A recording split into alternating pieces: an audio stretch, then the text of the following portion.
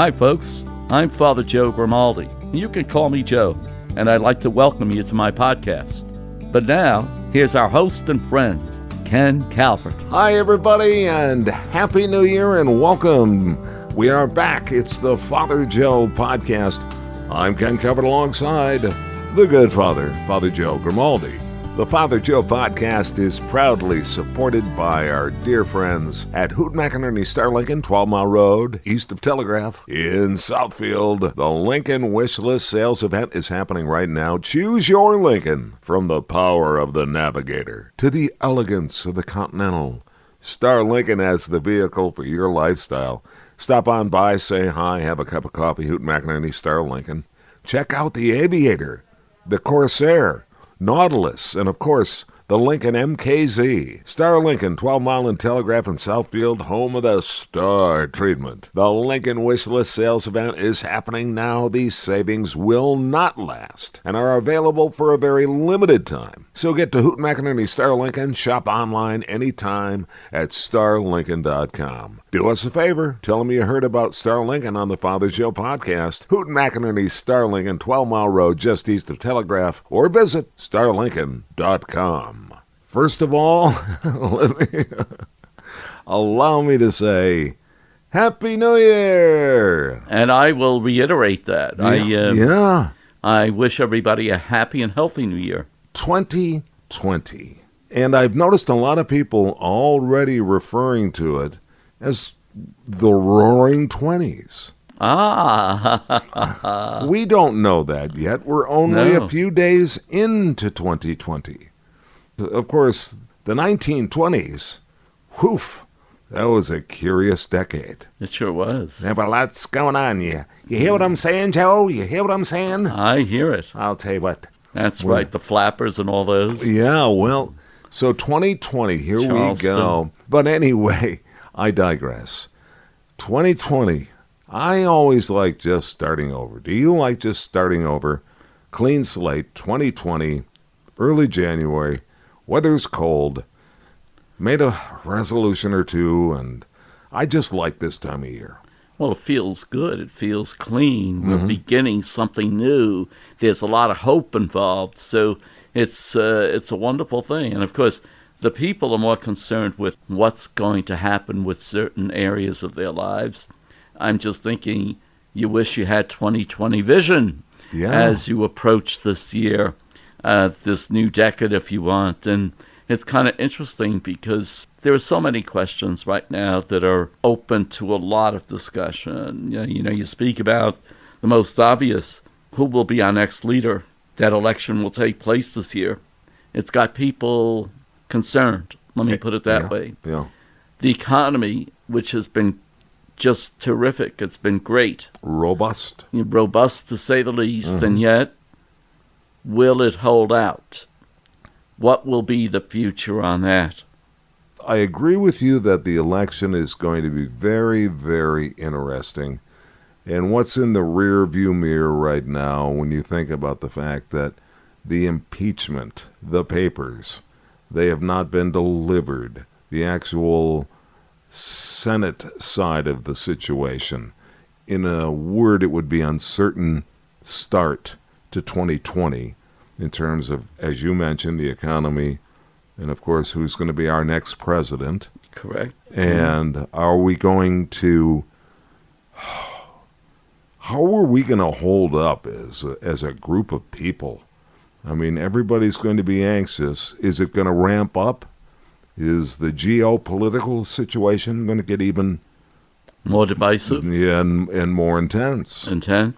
Are we going to have problems in the Middle East? Which we do right now as we speak. As we speak. Are we going to have problems with our little friend in North Korea? Is anyone going to trust the results of our election? Many will be skeptics. They'll say the Russians influenced our election. Sure. So getting back to 2020, and I guess so far we've started with a clean slate, which we're forecasting the scary part of it. Sure. What about the Catholic Church?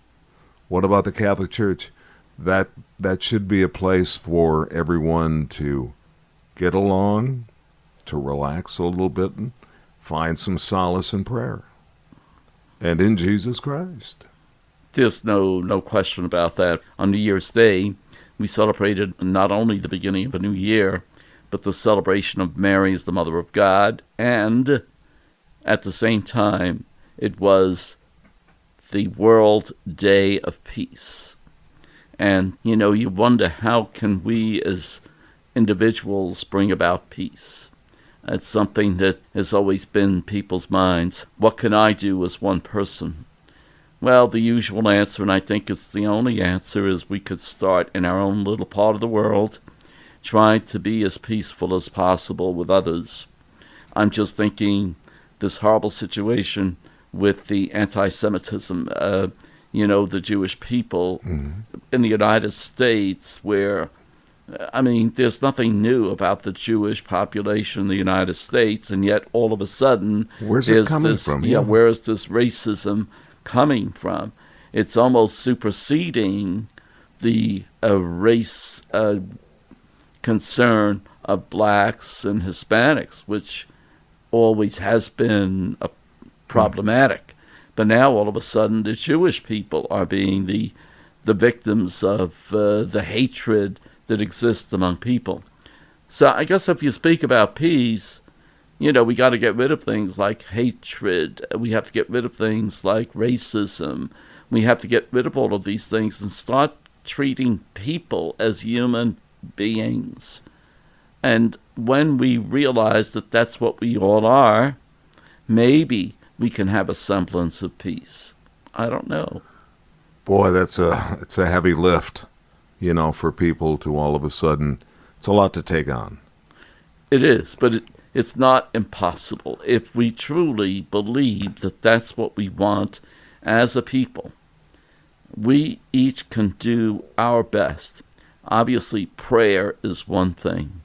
But the other thing besides prayer is the putting into action absolutely the love of your neighbor. Mm-hmm. Because if we begin to realize that we're dealing with the human person, which is a sacred creation of God, I just think it's horrible that here we are in a city where you can't get up in the morning without hearing about one or two people who have been shot. Overnight, yes. Overnight at the East. And it's handled now in a way as if it's normal. It's winter weather. Yeah. Topping our news today, 2 people were killed overnight on the east side of Detroit. Yeah. Police are looking for a white van. If you happen to have any information, call Crime Stoppers. Sure. And Bob, what the heck happened to U of M yesterday at that Citrus Bowl? Boy, that wasn't the U of M I expected. Bong. You've got 30 seconds. Wait a minute. 2 people lost their lives. Right. What happens? We become so complacent, so apathetic. It's just that you expect it almost. Oh, you do? Oh, no, so not like, almost. Yeah. You do. You expect to. I would find it shocking to not get up in the morning and not have something sinister and dark leading the news. Yeah, but I wonder how many people in their resolutions have included the idea of, I hate to use terminology that's trivial, okay? But the idea of a nice act of kindness. Now, it sounds trivial, I know. No, it doesn't. But by the same token, if everybody took that seriously, imagine what today would be like. Just one day. Right. If everybody did something nice for their neighbor, for somebody that was across the cash register at Kroger's, or, this type of thing, just being nice for one day, yeah. I think it would have an effect. I think you're absolutely right, but for whatever reason, again, we get back to how divisive this period we're in right now. I'm not sure. I can tell you right now, I'm 68 years of age. I was on radio for 45 years. I was part of the hippie movement. I remember the 1968 Democratic National Convention. We were rioting in the streets. We were born to be wild. Sure. Anyone over 30 was the devil. You know what I mean? Well, then we came to our senses, of course, and realized that, no, we got to make a living. You got to do this. You got to do that. But a couple of things did come out of that: peace, love, and understanding. And you did get songs from John Lennon like Imagine and Give Peace a Chance. We've been working at this Give Peace a Chance thing for a long time. All we are saying, so simplistic, all we are saying is give peace a chance. Why can't we do it? Because it seems too easy. Is that it? We figure, how can something that easy solve such a crucial problem? Mm-hmm. And they don't say that, but let's put it this way. This is what the thinking might be in some people's minds. You mean my just giving a cup of coffee to a friend across the way, or an enemy across the way, or a neighbor, or somebody at the store, could that make a difference? Yeah, it could. Whoever came up with that pay it forward remark, or, a mantra, but to pay it forward really it's caught on a little bit, but not enough. Not enough. But right. I agree that pay it forward. You always see stories about this time of year about, the guy that leaves, a $2,000 tip. Yeah. To the waitress. Yeah. Somebody that happens to have the money and realize that the waitress was a nice person, like you said. Yeah. Was being nice, working hard, minimum wage, maybe even below, working for tips. Somebody leaves them $2,000 and says, basically, peace, pay it forward. Person got her driver's license back, paid her rent, and maybe she'll pay it forward. I just wish we could all do that. That's all. Maybe I'm talking too much in this one. No, I'm just thinking that if we receive an act of kindness, it's only right that we should also then, in turn, reach out to somebody else as well. I'm kind. Aren't you kind? I think that I'm kind. I think so, too. I don't know if you can say I am kind. I think I am. Yeah, I think so, too. I think I am. I think you are. I try to be. I practice kindness. But does it catch on? Not always, no. No. More often than not. No. I hope it does, but I don't think it does. No. So anyway, in fact, you and I have been going over and around about this a long time. Road rage, for example. Yes. You know what I mean? We're talking about the escalation of things. We've kind of pinballed all over the place, but all of a sudden the Jews, anti-Semitic situations popping up all over. Why? Why all of a sudden that? Road rage all of a sudden came roaring back. And it's gone to a whole new level. And I think because the country is so divided in so many different ways. I do too. Yeah. And that has an effect on the spirit of the individuals. And so... All right, let's take it then to your job as a Catholic priest, talking to parishioners, right now shaking their heads. Gosh, everything you guys have talked about has been basically negative. I want to listen to the podcast because I want to feel positive. So let's make the last 15 minutes positive. Well, we could be positive by our actions, okay? And one of the main things that I think is lacking, where we could do something about, is listening to one another. Truly listening to one another. Not getting ready to argue once the other person is finished speaking. Rather trying to listen to what that other person is saying. So if there are political differences, deep political differences, maybe we could try to understand why we're different. And maybe we wouldn't be so hateful as a result. Maybe it would help. But it takes one person at least to truly listen. Mm-hmm. What am I listening for? You're listening so that you could understand what that other person is thinking. Just because that other person doesn't agree with you politically doesn't mean that that person hasn't thought it out, and doesn't mean that that person is all wrong. Okay, maybe the approach might be different, but they have a reason for being that way and that particular attitude. And so do we have to really hate each other because of that? If we're different, we're different. I think we should try to understand that, I have my opinion, you have yours. But we still love each other. You're a human being, I'm a human being. So we have that in common. We have in common that we want the best for our country. Maybe I see it in a different way than you do, but we still both want the best. Right. Yeah, but how do we keep ourselves from fighting back? That's the second stage of listening. Self-control. Yeah. Self-control.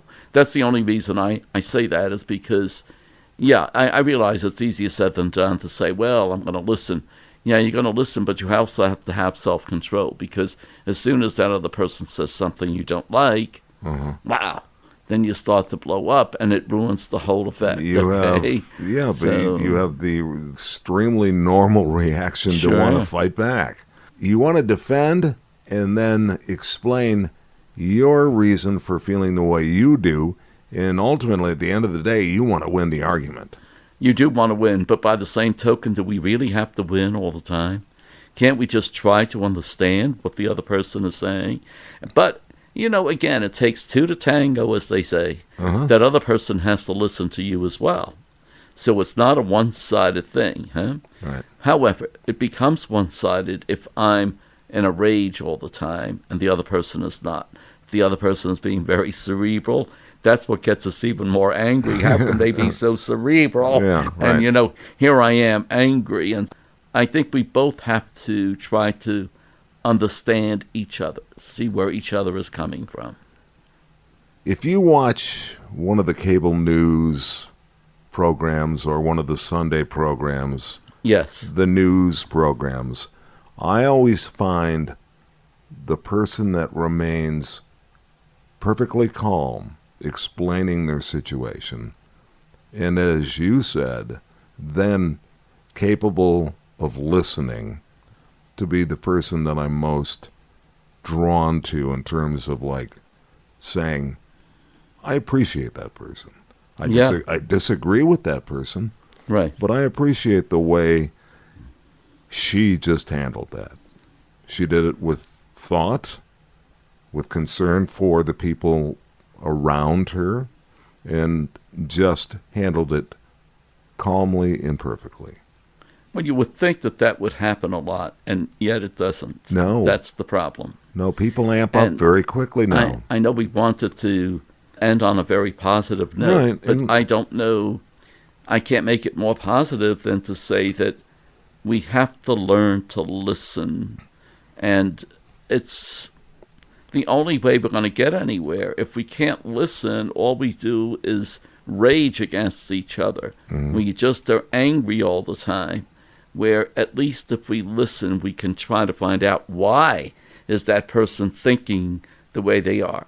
I mean, I think it's the right way to go, but at least I'm listening, and they're listening to me. It's funny. The other day, I was in one of those situations where I, just was waving somebody no, go ahead. You know what I mean? And the person politely waved back.